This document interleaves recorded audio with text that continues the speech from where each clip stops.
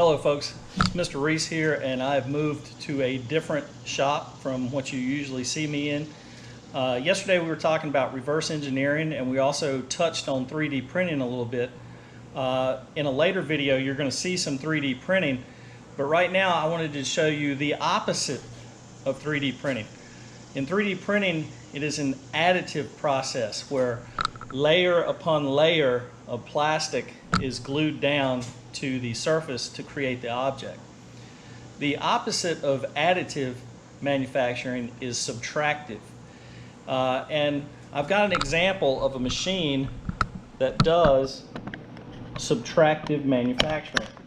This machine is called a lathe, and right now you can see that there is a very large piece of aluminum that's being held in the chuck. And that piece of aluminum needs to be turned down to a smaller size to make a part. So in this type of manufacturing, we're starting with a large piece, and then we're going to cut away what we don't want until we get the final product.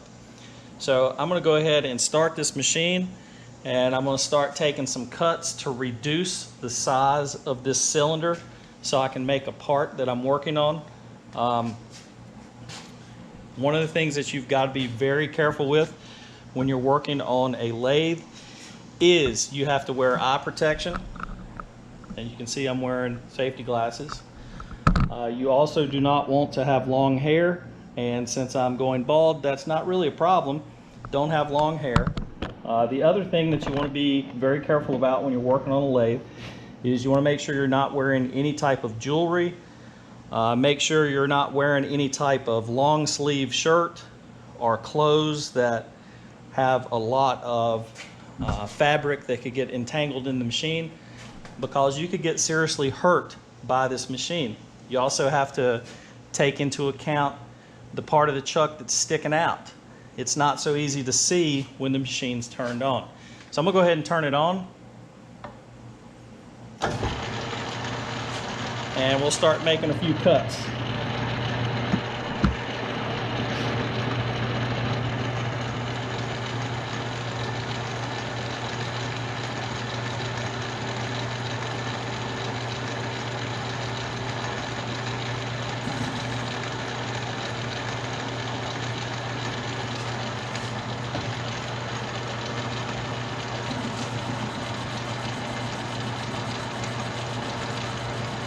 And right now you can see that the carriage, this part's called the carriage is moving on its own, and I can control the speed at which the carriage moves.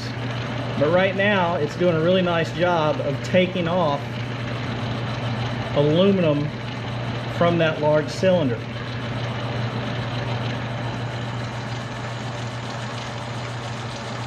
Now I'm going to stop the automatic feed. I'm going to back out of the work a little bit, and I'm going to move the carriage back. I'm going to turn the lathe off. And here's something that you can observe. Notice how we're cutting on one side, but we're not cutting over here. That tells me that that piece of aluminum is not perfectly round. But as soon as I cut more off of it, once we get to a place where all of it's shiny, we'll know that we have a good circle there. So I'm going to take some more off until we get to that point. Now this machine can be run manually. In fact, that's the only way it can be run. That means there's got to be a human controlling the machine.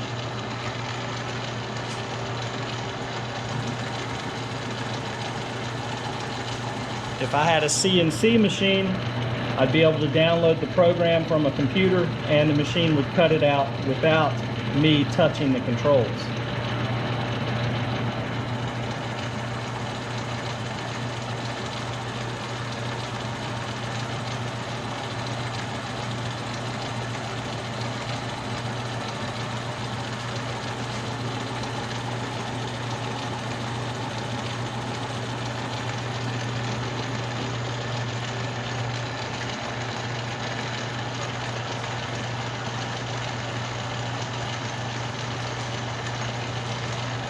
You wouldn't want to stick your fingers in there to clear those chips out.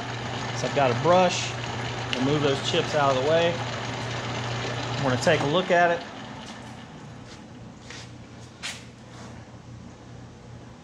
And I can see that my shiny area has increased. So we're getting close to having a circle that's perfectly smooth.